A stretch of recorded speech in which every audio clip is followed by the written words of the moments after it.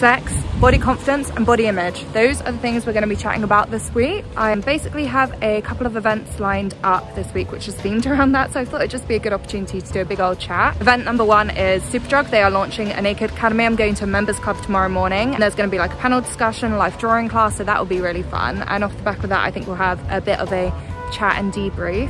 And then on Friday I'm off to try out the new vegan options at London's, I believe, first sex themed restaurant. So that should be incredibly fun. Dick waffles and everything. It's gonna be quite raunchy. So I'm looking forward to that. I'm gonna get some good content. But yeah, it feels like a good time to just get into the chit chats. First thing first, I kind of want to chat about body image because I'm literally about to go to the salon to get my eyebrows laminated and my lash extensions on. And just to let you guys know, I do feel like a body confident person like right now. Like even though I'm not like all super glamorous like here above, it's fine, I'm still gorgeous. I do kind of worry sometimes that me going to get like my nails done and my lashes done and everything, I'm kind of feeding into that thing where women need to spend a lot of money to look attractive in society, which I feel really bad about being a part of because I think without a doubt I must contribute to that. I don't know. The thing is, it's not like I think I look horrible without it, I feel like it makes me look more influencer when I have them done, and that just makes my work easier. I feel like it makes me more appealing to brands. It makes it easier for me to just shoot. I feel like I wake up and I look glamorous when I've got my lashes done. Yeah, I don't know. I'd be interested in what you think. Do you think it is like really bad that influencers are always spending so much money on looking pretty? Like my nails are expensive, the lashes and the eyebrows are expensive. I don't know. I'd be keen to hear what you guys think about that. I think I just feel like I'm a bit different because I don't exceed like an unattainable beauty standard. I think I just get it done because it looks pretty. I don't know why I think I'm the exception, but like, I don't know, I don't have that like complete influencer look. And I'm not always filtering myself, you know. Still got my spots and everything. Do you feel like I'm a good influence or a bad influence when it comes to beauty? I actually really would want to know. I often think the most important thing is to just like keep real and honest about it. Like that's where I think it gets really shady with influencers, when they don't disclose everything they get done, pretend it's like products or whatever. Me and Becky talked about that recently on the podcast about like celebrity beauty lines and how scammy they are when celebrities who get like all these aesthetic procedures and Botox and all that pretend it's their new skincare line. It's the reason they look so young. No, I don't know. I think that's my big gripe with it. I feel like I'm very transparent about what we do, what I look like without makeup. I have got makeup on, like this is not an example. But yeah, I think transparency is key. I don't know. I always love to hear the outside perspectives because I'm in an influencer bubble. I think the point I'm trying to make is that I do find joy in getting these beauty treatments done, and I do feel pretty, but I don't find it an essential to me feeling pretty. I think if I had no nails on and looked like this, you know, I still feel very confident in myself. The rest is kind of just fun to get. But then on the double layer, I do feel like it makes me a more attractive influencer, so okay, this is fun. We can do a little makeover sequence. So yeah, I started off with my brows. I got them laminated, which basically gives you permanent soap brows, and then I got my lash extensions done.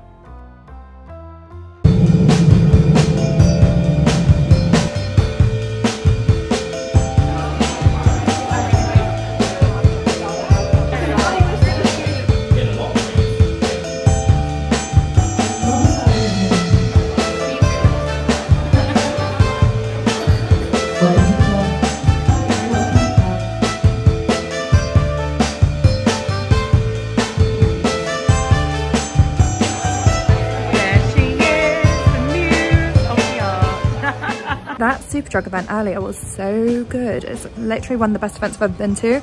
The panel were incredible.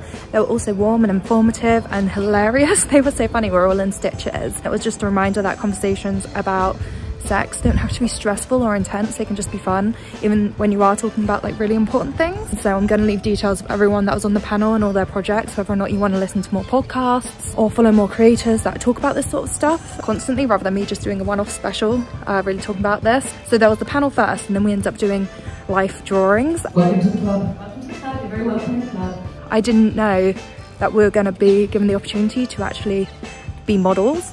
And some people got like completely naked, some people got down to their underwear. I put my hand up to volunteer. So yeah, I modelled topless basically, and it was really fun. Felt a bit like Rose and Titanic, not gonna lie. Yeah, it was just a really warm space, and I think it is just really important for people to feel comfortable in their skin and like nude. Obviously, even I had my limitations. I wasn't getting down to my knickers. Maybe I wouldn't have done it if I if I knew this was happening, I would have worn nice knickers, basically.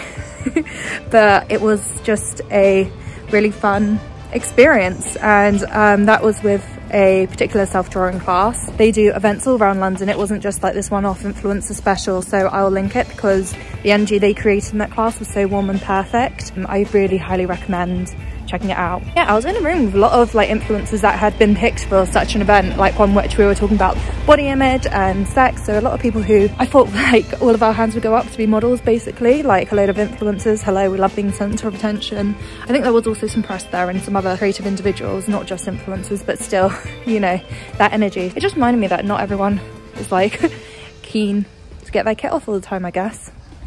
Oh, you're beautiful. I want to talk to you guys a little bit more about belly dance later on in the week, probably on the day I have class, but we've got a performance coming up and I'm going to a really nice shop to try and get a good outfit because I'm going to hopefully be doing my first solo this year. And I just want a nice outfit rather than the ones you get off of eBay or Amazon. It's quite hard to shop for a belly dance outfit. Yeah, I'm about to do that now, which is very fun. This is something that's given me a lot of body confidence and, you know, I love it.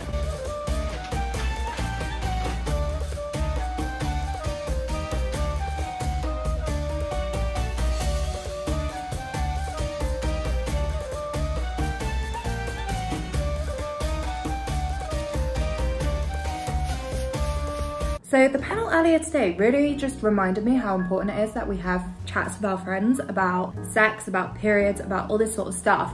And like literally as we were going through it all, I was just remembering all these times in my life that I've had realizations come from these sort of chats. Even when I was a teenager at college, I think I had a cold or something. And my friend Ellie was like, oh, masturbate, that really clears the airways. That's a very good tip, by the way, if you ever have a cold. Masturbation works wonders. But yeah, and I remember just looking at her, I was like, no, girls don't masturbate. That was just ridiculous, obviously, but like I sincerely believed that until she mentioned it, because sex education failed me there. Like they were saying this panel earlier, the boys went away and they spoke about like masturbation and sex being all like about pleasure and how to like fulfill their sexual needs and get rid of that fucking boner.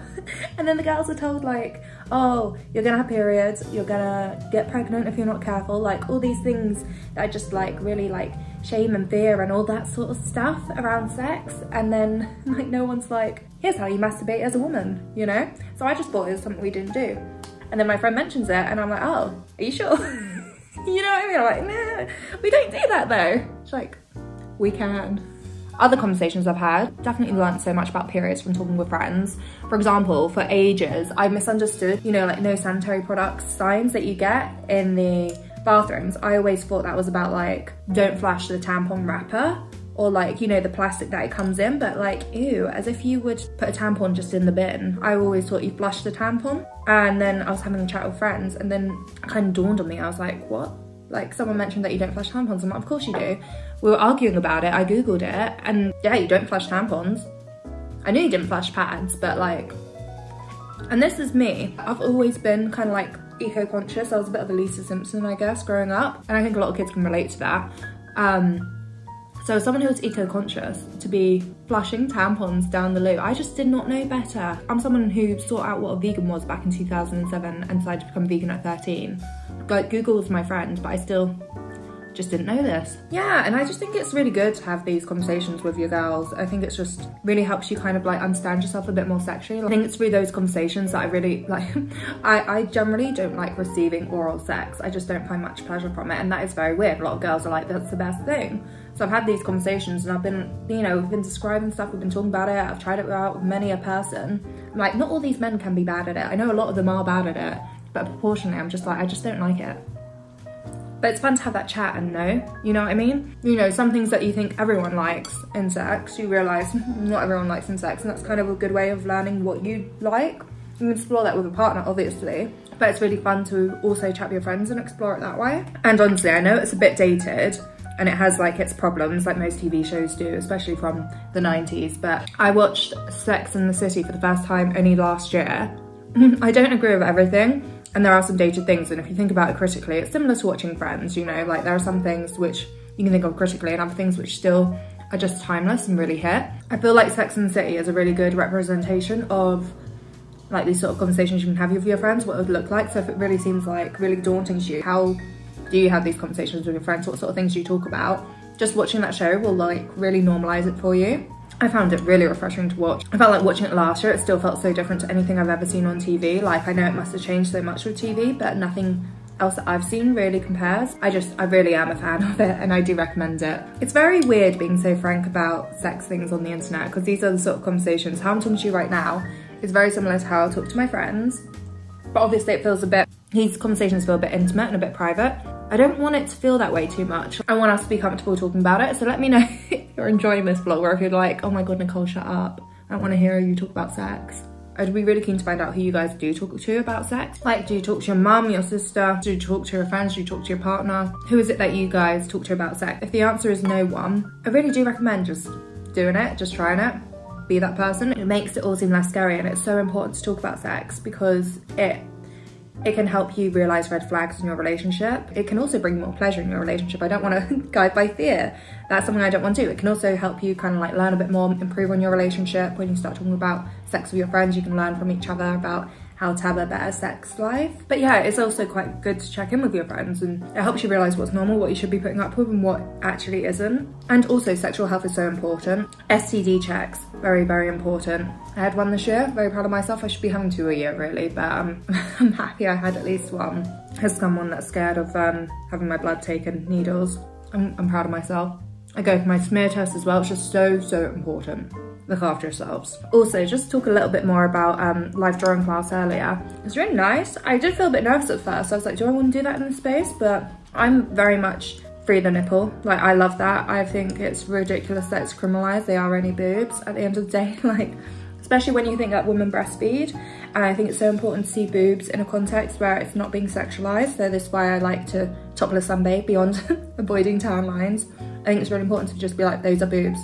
It's not a sexual setting, she's just tanning. Similarly, breastfeeding, boobs, not in a sexual setting. I get that they're sexy and they're fun to play with during sex, but that's not the only purpose of them. It's also fun to run your hands up and down someone's leg, but legs have got a lot more going for them, you know? You don't think of them as a sexual part. So yeah, I really enjoyed that, but I think a lot of how I feel about nudity generally comes from my mum, because I don't know how thrilled she will be about me putting this out on the internet, but when I was growing up, she walked around naked a lot.